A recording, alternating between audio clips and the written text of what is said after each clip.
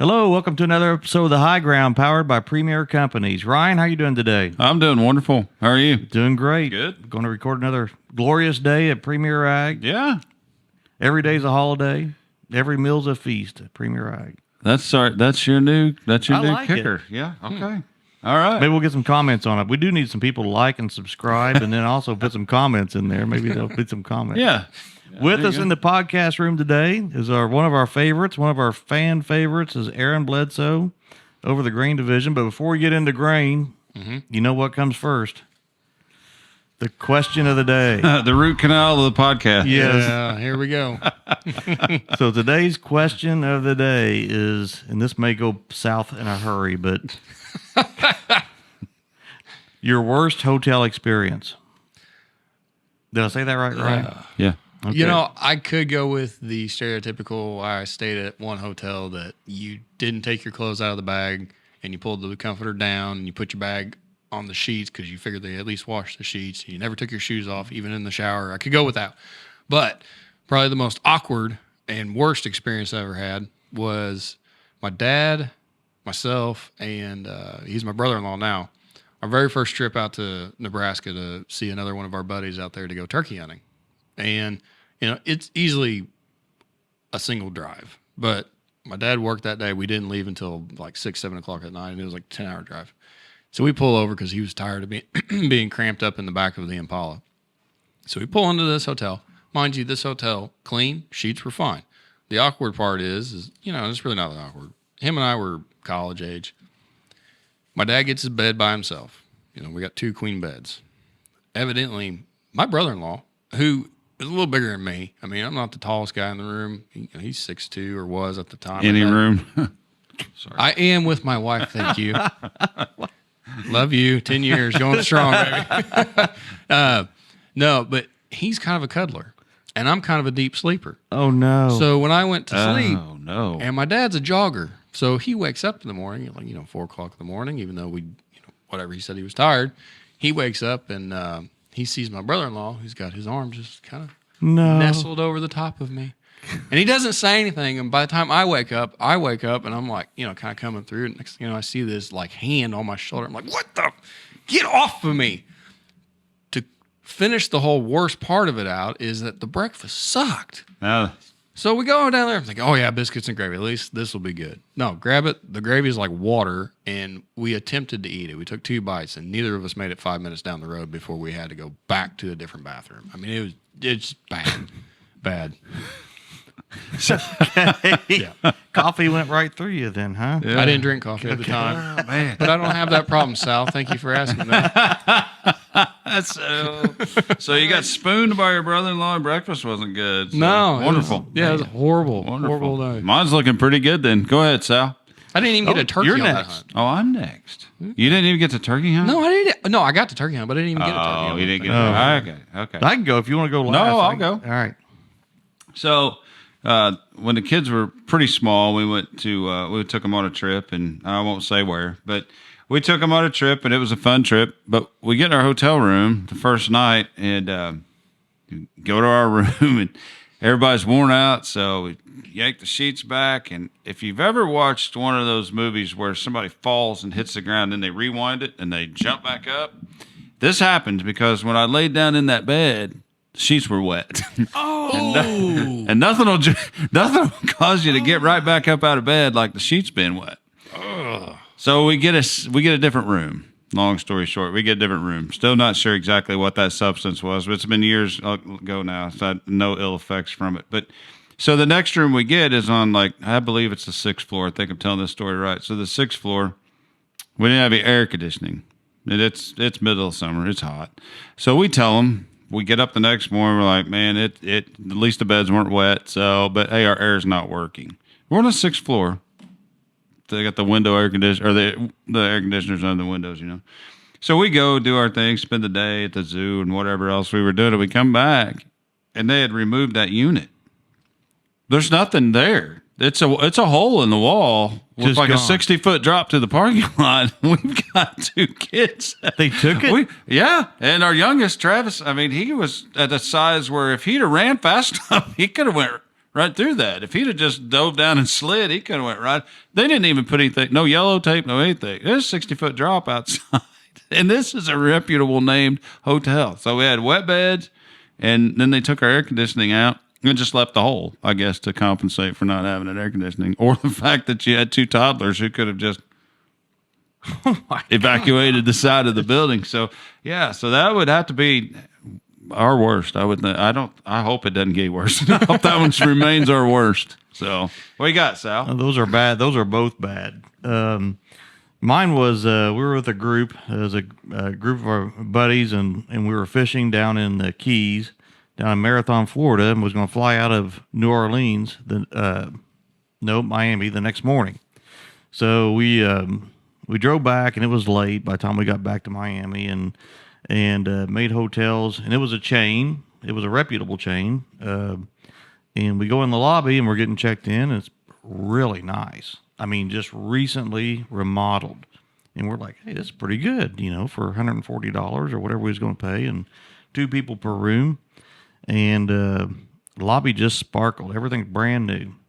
So we get off the elevator, exactly opposite.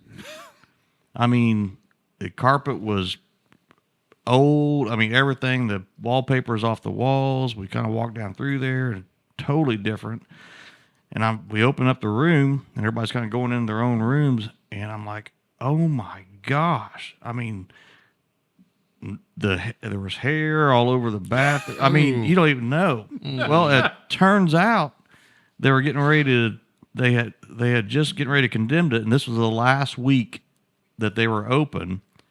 They'd done partial remodel, then they're getting ready to tear the hotel down, and so nobody. So you got that part? Nobody cared. I mean, it hadn't been cleaned in weeks, and so I know the guy I was with. He goes, I'm out there. I'm throwing a fit. I'm talking to the front desk. It's 1:00 in the morning. We can't go anywhere. There's no place else. And he comes out of the bathroom. I get off the phone. And he goes, I just want you to know that none of that hair in the bathroom is mine. It was horrible. So I went down, checked on one of the other guys, and I said, gosh, is your room as bad as mine? He goes, oh, I didn't think that bad. I was in Mexico one time, and it was worse than this. I'm like, well, that doesn't count. Right, that wouldn't count. Yeah. So anyway, that's my bad experience. But Not good. That's not good. So, okay. All right, Aaron. Guess what? What? You got to talk about grain. We're in November, and harvest is somewhat behind us. Yeah. Sure. So I cue that up. I thought it was fun. I thought it'd been uneventful. You hadn't been that busy here lately. So tell us a little bit about the grain markets and what's going on in your world. Yeah. So we're still in harvest, definitely at the tail end though. And the tail end is always the hardest to navigate, because if there is going to be a log jam in the pipeline, the tail end of it is when it happens. It usually doesn't happen at the beginning because everybody's typically got space. So we're fighting that battle right now. A lot of places are going contract only. We are currently on the west side of our territory, and it's just been a struggle. meaning that if you didn't have it contracted with you, you don't have a spot for it. You don't have, because I have to honor those contracts first. I have to keep a certain amount of space available for them to deliver, to stay fluid and keep moving stuff. So it does nobody any good to completely jam a facility, because then you lose all operating space at all. I mean, you're done until you can move a certain amount of bushels, and then you can finally start flowing again. So that's where we're at in harvest right now. The river still low, but stuff's moving at least. I mean, it's not like last year where the river just dried up and, of course we had the hurricane, and so we lost barges. Force majeure letters were coming out before because they just didn't think they'd get the barges, and then the river dried up. This year, they were dredging way earlier in the season, and they kept trying. It's like they almost had a plan of action as to what will happen if it keeps staying dry. And so for the most part, they've moved. It's still not been like normal, but they have been moving. The river's it's just rough. So what our listeners, I think most people know with our geography that we're talking about the Ohio River. When we say the river, we're usually talking about the Ohio River. Yep. And so they started dredging earlier Yes. this year. So we've had some of Jeff Jarrett and Scott Sharp in here before, and they've talked about the challenges last year with going down to basically a single lane road on the river and one-way traffic, and that really plugged things up. Yep. We think it's all grain and fertilizer, but there's a lot of other commodities. Yeah. Fuel, salt, gravel, coal, lots of other things on the river besides us. Well, and when you just put a chink in one piece of the armor, another piece has to pick up the slack. So then it becomes a bidding war as to what are you going to move and when are you going to move it. And that's kind of where we're at in the tail end of harvest is that, you've got fields that need fertilizer thrown out there, but it's hard to get fertilized because it's not moving in the normal routes. So when you do get it, but you're also full on grain, what do you move first? I mean, that's where a lot of places are having to have that conversation. You're not moving grain maybe as quickly as you normally would because you're moving grain and trying to grab fertilizer at the same time, or vice versa. You're trying to get all the fertilizer that you can because there's not much of it right then at the moment to get. It's all coming. I mean, you have it bought on paper, but it's not here. So it's been it's been a tightrope for this geographical area to kind of navigate. I mean, we still have rail, fortunately, and so rail has been a market for grain and fertilize. It's just that that's not always the typical flow for some of our trade area. So, yeah, good. So, how have yields affected you this year? oh my gosh. For a year that it's been dry? Yeah. For a year that's been dry, everyone has been completely blown away by the corn yield. I'll hear more about the corn yield than I will the bean yield. Everyone's just said beans are good, and I think mentally it's easier to brag about corn or be surprised by corn because you're talking about you're talking about yield bumps of 30 or 40 bushels more than what you thought. Beans, you're like, well, yeah, I got an extra 5 bushels of what my average is or something, So mentally and psychologically, you like talking about corn yield because it's a higher number. Everybody likes bigger numbers. And so I've heard a lot more about corn this year. Corn has been phenomenal. Quality has been good. The one caveat is that guys are struggling with it drying down in the field. On the western side, we're over around the Lagodi facility, bushels dried down pretty well. Quality was good. Stuff got out of the ground. Stuff got out of the field in a pretty reasonable timeline. Now, towards the eastern side of the stuff that I pulled towards the Lagodi or our Brownstown Mill area and our Columbus location, we're seeing higher moistures, and it's just not drying down. And at some point in the year, it's just not going to. I mean, you just lose those 70, 80-degree days with 20-mile-an-hour winds. I say that, and just the other day we had it. Yeah. But the drying days are just shorter. So at some point, that corn's just going to be what it is. I mean, it's just not going to do much. Yeah, Ryan brought up the yield, and that's something that's just been shocking this year. Is 220 bushels is really good, and we are getting field averages of 240s, 250s, and more. And I tell you, when you start tacking that much more grain into the system, or the pipeline, as you call it, I mean, it won't fit. Yep. And the yield, the last time I was on here, everybody was talking about how, the corn yield needs to be dropped. But then you talk to people out there, and it's like, man, we're talking really good corn. So the question was always, does the eastern corn belt make up for the western side that's maybe not as good as normal as we are? Because we're having a phenomenal corn yield year. They're not having it as great.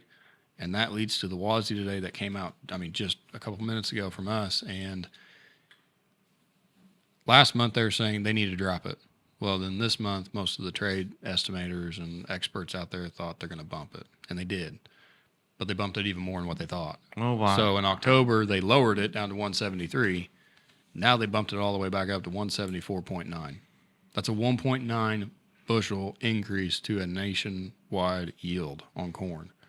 And if you think that will not have an effect on price, you will be wrong. You can't do that unless you have demand just astronomically increase.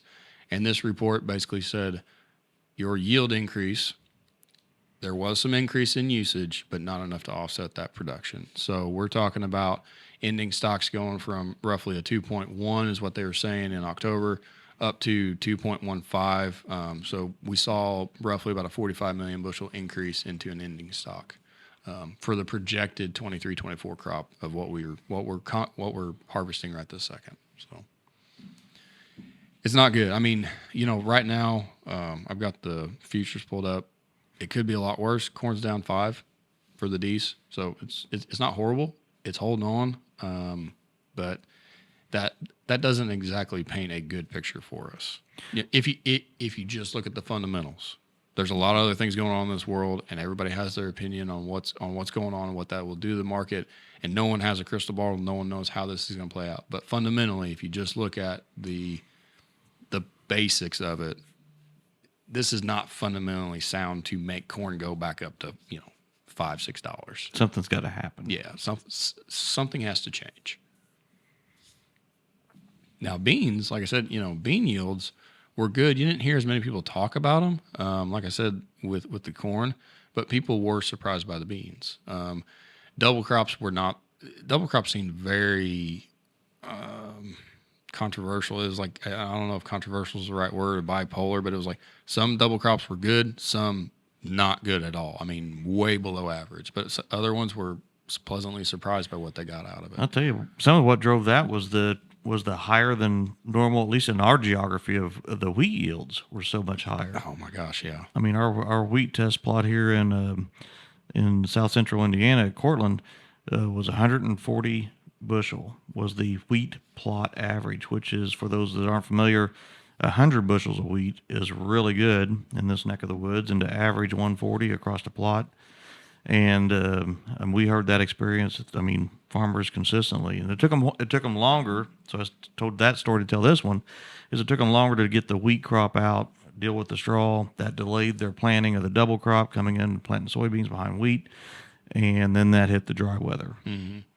And the huge wheat crop also pushed the pipeline further along than what it normally sees. We don't typically see those types of wheat yields, and we've seen more wheat grown in this area than we have in the last couple of years. Agreed. Yeah. Yep. So and that goes back to high prices fix high prices, low prices fix low prices.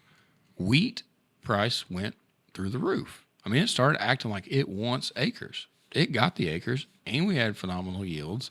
And then people, in a time when corn was a little shorter than what we're typically used to, so a lot of these end users started to change their rations to incorporate more wheat.